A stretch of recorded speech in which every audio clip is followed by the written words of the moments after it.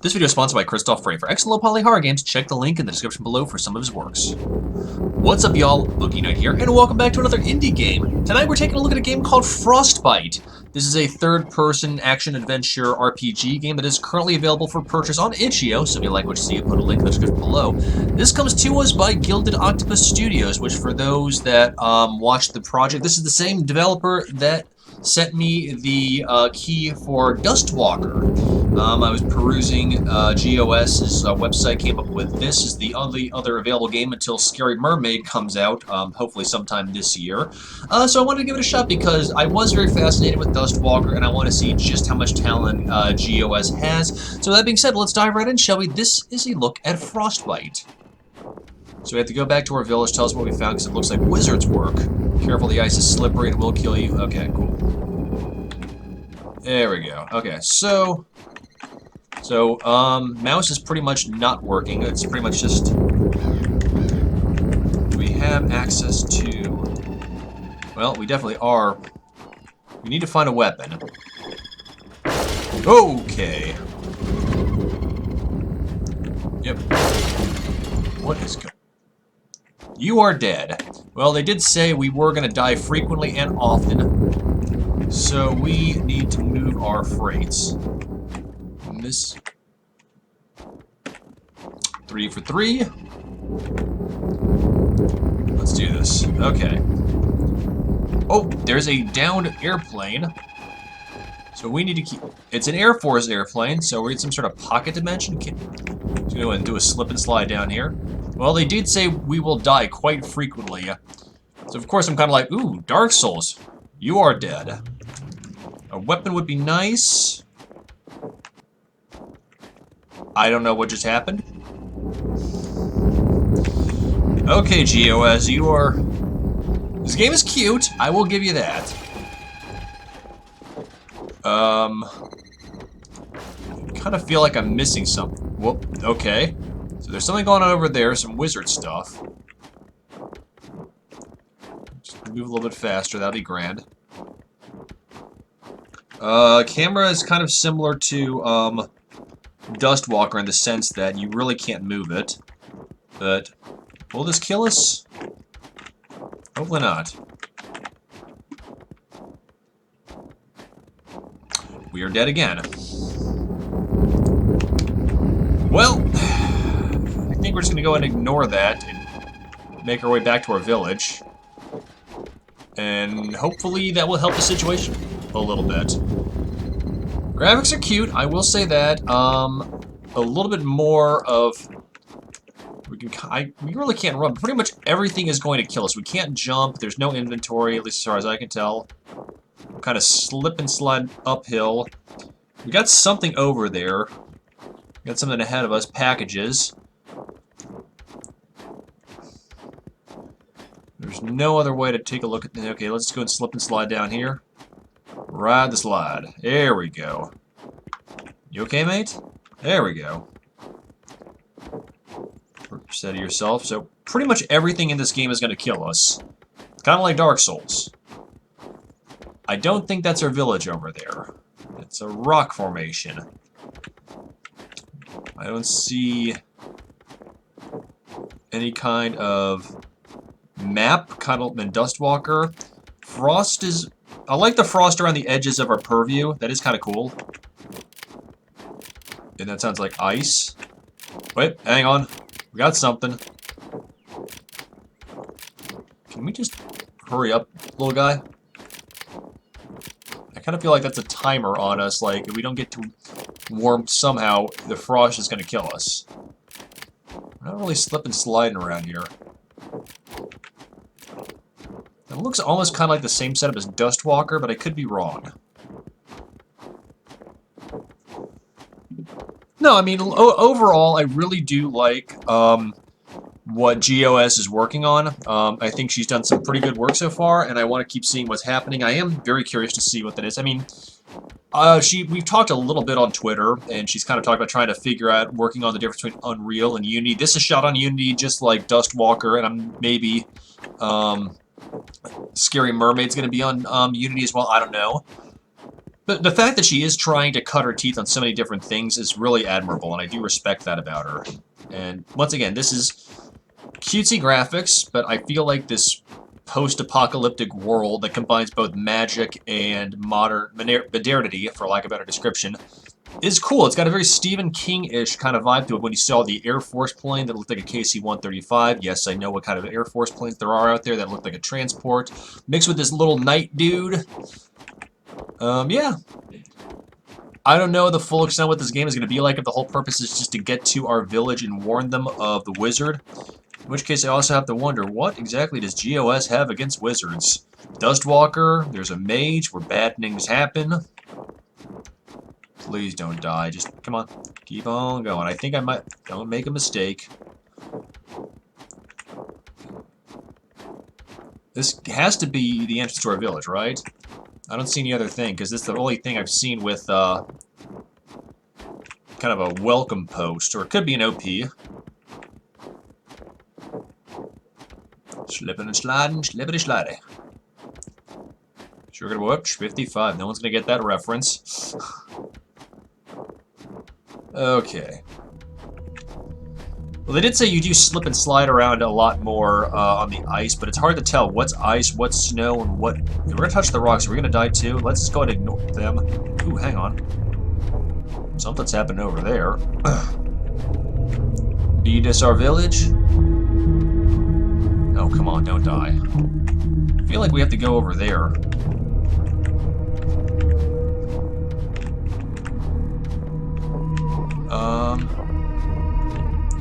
The blizzard is getting worse. And we're dead.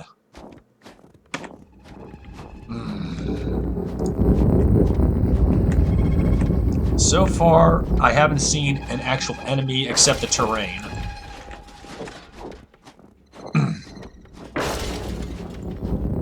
Something's happening.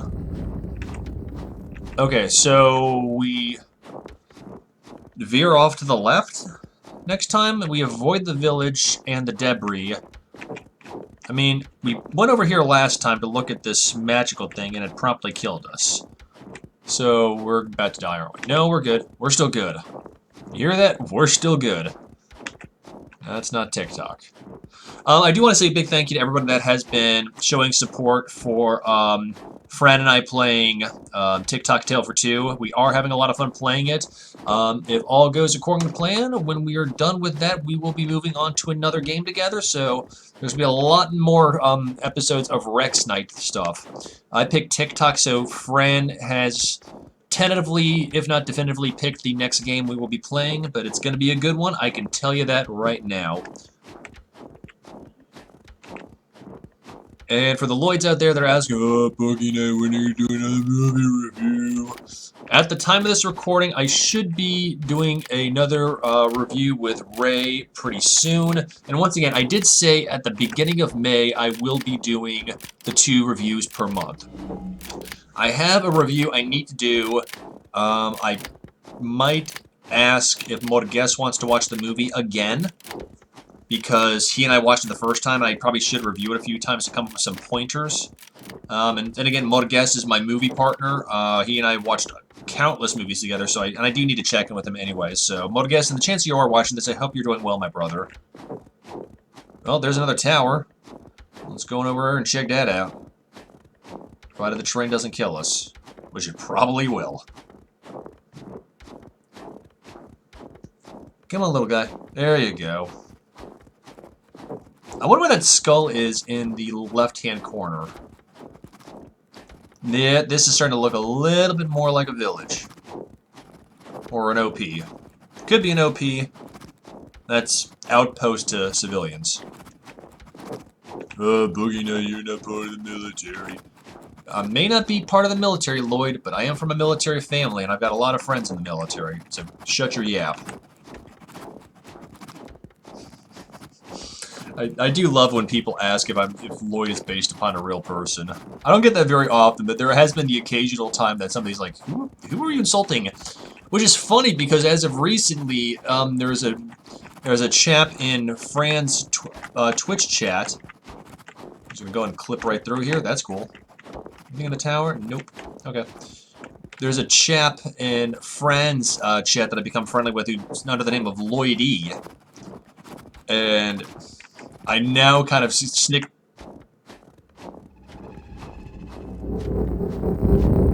Really? Apparently plants also phase us too. Okay, we're gonna give this one more go, and I think we're just gonna phone it in. GOS, if you are watching, or if you do watch this, was this kind of like your first beta test, your first product to kind of see the overall experimentation? Just out of curiosity, I'm not saying that to be critical or anything, because once again, I think this game is off to a solid start, but there is a couple of things lacking, like plot, like no defense. I haven't seen any enemies outside of the terrain. But being the fact I've only seen 2 games so far, this is really phenomenal for your first go. I mean, I played some games, but like by GD Nomad or indie game developer, whatever, indie game studios. There we go, and have done countless games, and they're absolute garbage. And the fact that this is pretty well polished is good. And I completely got off track. There we go. Head towards. We want to go around this way. We know this is a safe haven. Around here to the left, past the rock wall. I wonder what that skull is, though, in the left-hand corner.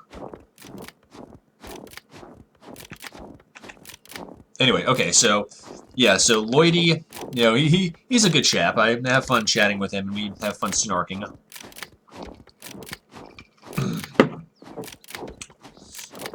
Around the corner here. So we already know dead ahead, that's nothing.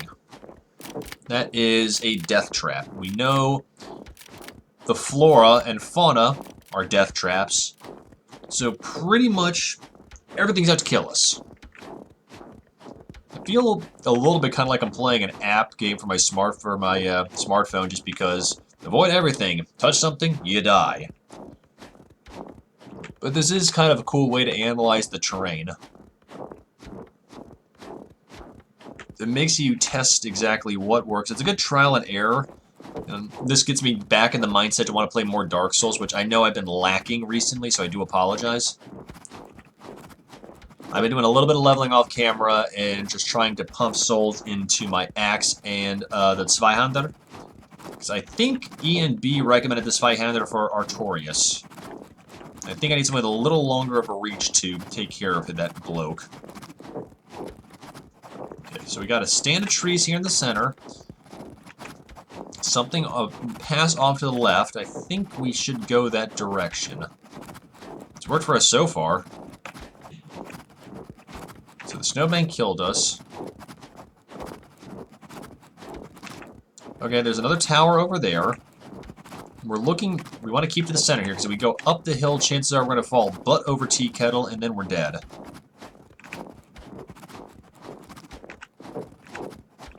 Oh, hang on, there's something up ahead. It's a gate.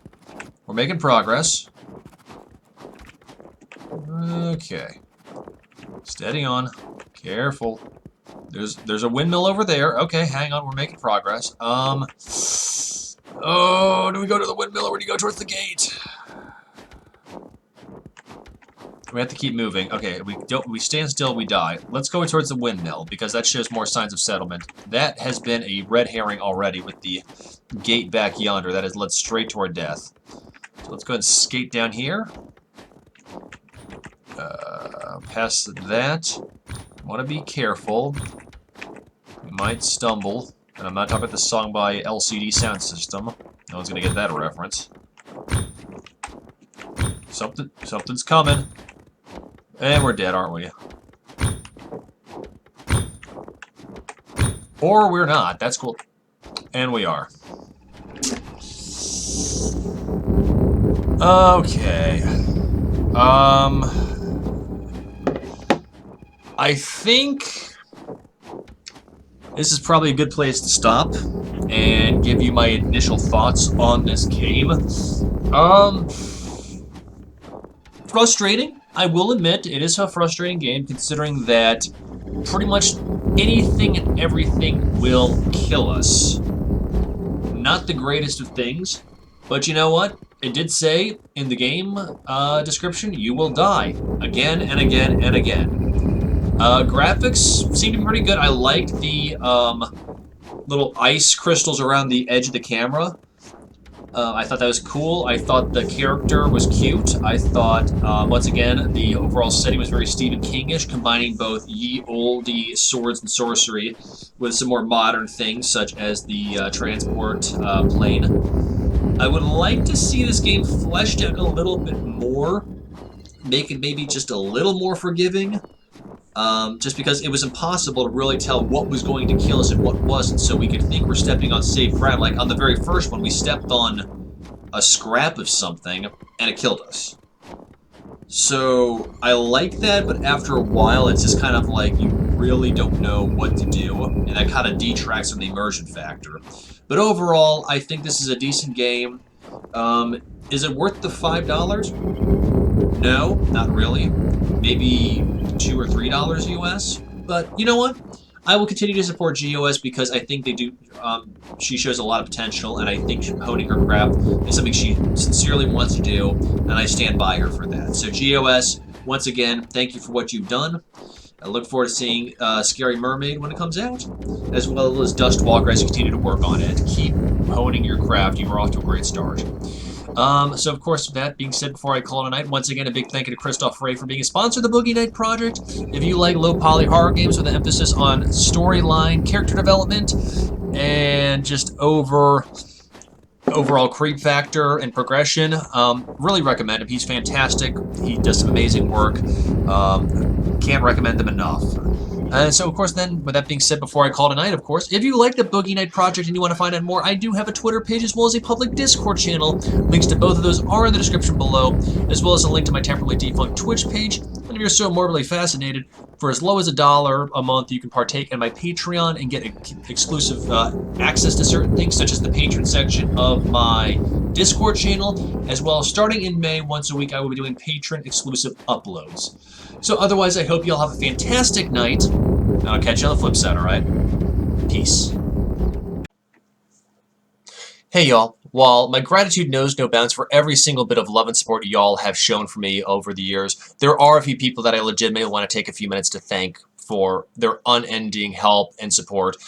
First of all, obviously Christoph Frey, not just for being a sponsor of the Boogie Night Project, but also for letting me use his music from GABA Transistor in my streams, as well as him kind of coming up with his own little fragment for my new introduction to the Boogie Night Project. And speaking of introductions, the intro as well as my YouTube banner page were done by the amazing Oren. You might know him as Oren VDK, as well as Oren from Couple Cakes.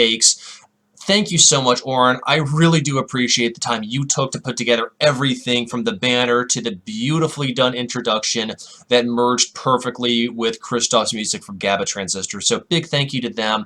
And also, this would not be possible with the help of my extremely amazing patrons, both current and former, such as Lexi Kitty, Silverleaf, Barry Grave, Harkov, Jeray, Larian, and Oren, as well as a few others that have come and gone over the years. Y'all, this would not be possible without your help and your support. I know I have not been able to provide much in the way of giving back in patron rewards, but I am in the process of revamping my Patreon as well as the rewards that I can do, so be prepared. I know I joke about it, saying that if you're morbidly fascinating, check it out, but if you do want to give to the Boogie Night Project, that is the easiest way to do so, and I am legitimately setting aside funds to buy more hardware for my computer, as well as making things look more professional. But once again, very big thank y'all to everybody who has supported me from the beginning all the way to the present, as well as those individuals that have gone out of their way to help. So once again, guys, thank you so much for all your constant love and support. My gratitude knows no bounds, and I'll catch you on the flip side, all right? Peace.